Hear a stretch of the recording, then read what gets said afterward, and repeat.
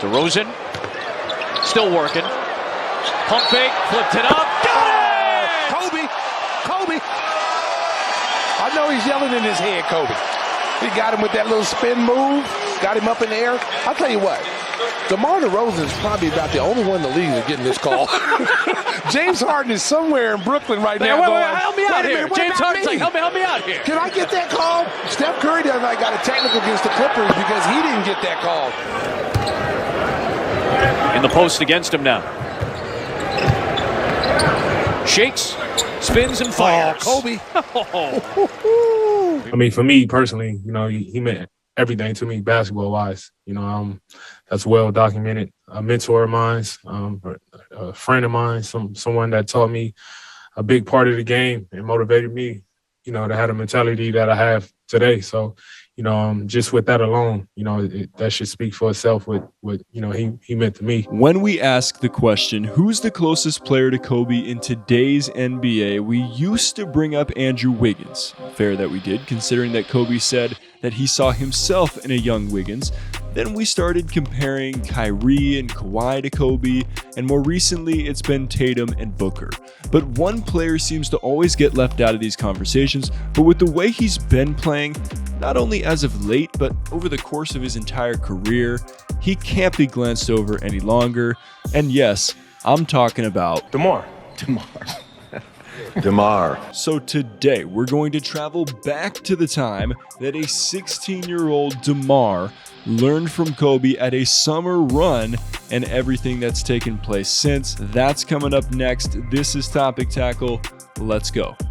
What's good, people? JC3 here. Appreciate you tuning in once again to Topic Tackle, where we dive deep into the basketball world, seeing through the storylines and narratives to give you the perspective that the media doesn't venture to. And if you're tired of shallow analysis and want to become a deep diver, go ahead and hit subscribe and leave a like on this video.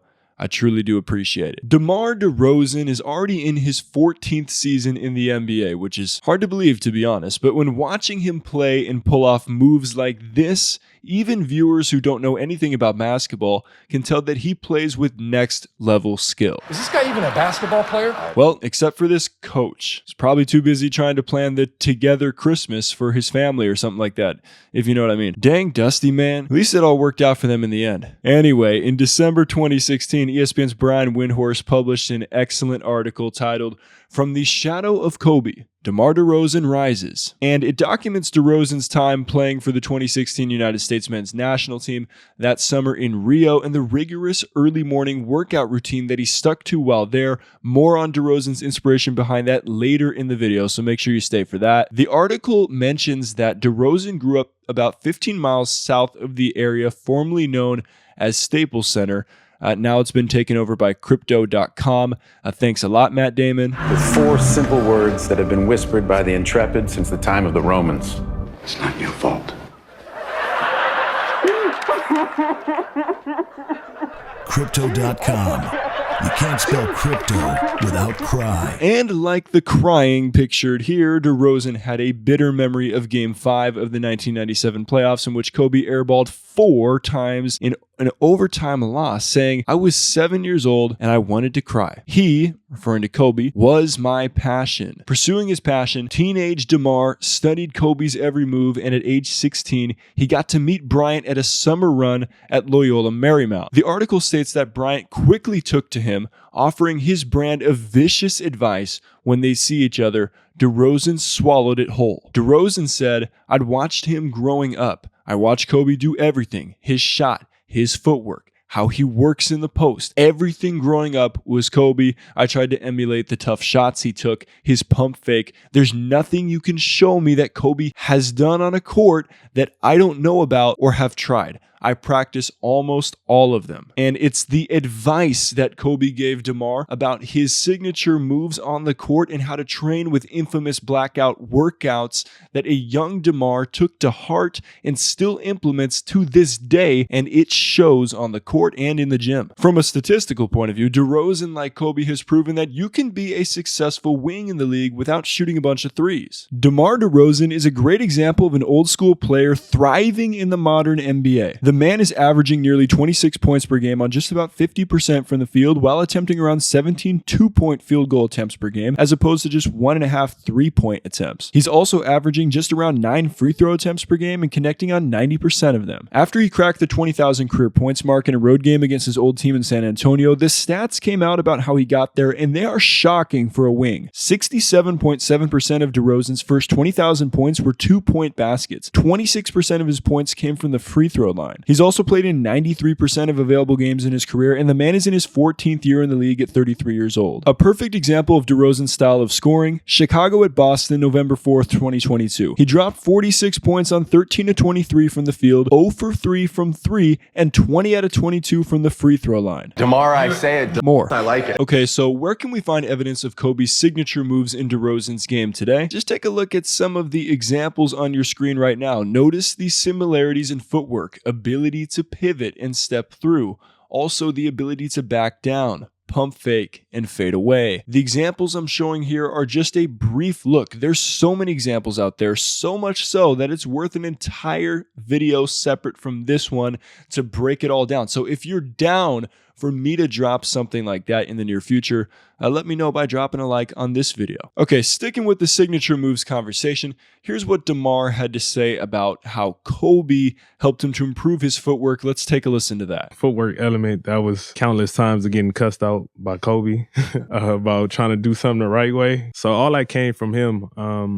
Just his analogies and his metaphors, where he used to say certain things to me I didn't understand probably till a year later after he told me something. He spoke in codes, and it was on you to figure it out. But I want to say 80% of that came from him. You know, he was one of the first ones that made me start paying attention to soccer. Like, look how they run, how they this, how they, you know what I mean? It's like, I've never played soccer or watch. He said, just watch it. Over time, you start to understand a lot of stuff he talked about. And, you know, so from the footwork aspect, I got the majority of that from Kobe. Now, what about Kobe's influence on DeMar's work ethic and how to train with infamous blackout workouts? All right, let's pause for a quick shout out to Rakuten, who is not sponsoring this video, by the way. They're just the #1 option for cash back with online shopping. I use Rakuten, whether it's through the website or the app, every time I shop online, and I have a link in the description down below. Now, I'm completely transparent. This is an affiliate link. I will get credit if you go to this link, but most importantly, you will get credit, because when you spend $30, you'll get $30 back, and whatever store that you're shopping at, depending on the cash back that they're giving right now, you'll get that percentage back as well. It's legit. I've used this for years. Think about it like this. Support my channel through the link by buying whatever you want online. That's a pretty good deal, right? Let's get back to the video. Well, as mentioned earlier, DeRozan has played in 93% of available games in his career, which is Kobe-esque, as the Mamba rarely missed games before his major injuries in the later years of his career. And the real reason behind why DeMar is able to do this is because of the work he puts in over the summer to prepare his body for the grind of the upcoming season. The preparation and understanding of how hard an NBA season comes, you got to make your summer feel even twice as hard. You mentioned Kobe before. Was there a time when you were the young guy and he was making you get up at 4 in the morning to go work out? I never got up at 4 a.m. with him, but, you know, just his conversations and his preparations and the way he approached his craft was always given to me in a way of, you know, take this and apply it to you the best way as it fit.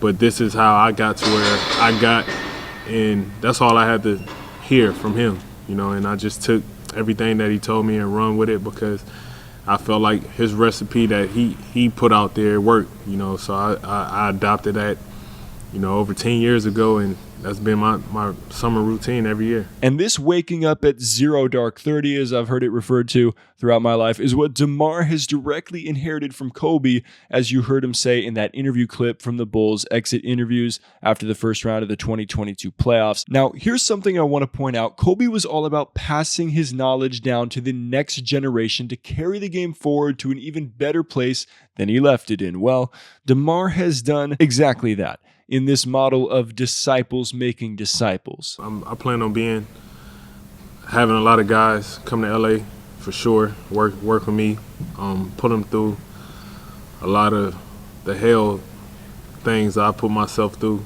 in all season, you know, especially Pat. You know, I'm looking forward to having them spent some time with me in LA, having him get up at 4 o'clock in the morning, you know, kind of breaking him down. Pat for sure. Pat, my main victim, so. Pat Williams, as you heard mentioned there, is now in his 3rd year in the league, and he had this to say about his summer workouts with DeMar. The workout starts at 5 a.m. Starts at 5 on the dot. Not 5:01, not 4:59, 5 a.m.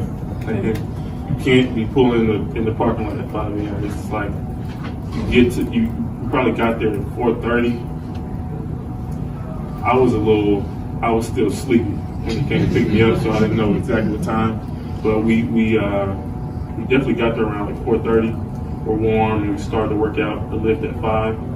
And then it's a tough lift for sure. It's mostly like core, pushing yourself to exhaustion and then seeing what you can do after that.